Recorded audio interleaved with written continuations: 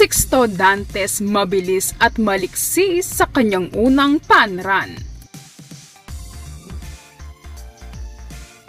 Dingdong Dantes proud na ibinahagi ang unang fun run ni Sixto sa McDo Stripes Run 2025. Ibinahagi ni Dingdong Dantes sa social media ang masasayang larawan mula sa kanilang paglahok ng anak niyang si Sixto sa isang fun run.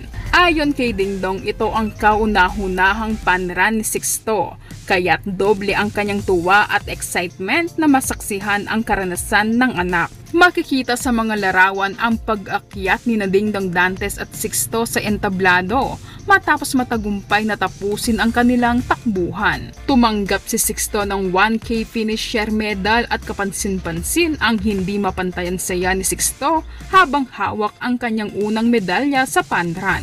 Si Sixto ay maliksi, mabilis tumakbo at puno ng mataas na energy para kay Dingdong. Hindi lamang ito simpleng karera, isa rin itong mahalagang bonding moment na nagdudulot ng saya at inspirasyon. Sa bawat takbo nila, ramdam ni Dingdong ang excitement at dedikasyon ng anak na nagiging dahilan para mas maging proud siya bilang ama. Bilang bahagi ng event, kabilang sina Dingdong Dantes at Sixto sa mga brand ambassador ng McDonald's, kaya't mas espesyal ang kanilang pagdalo.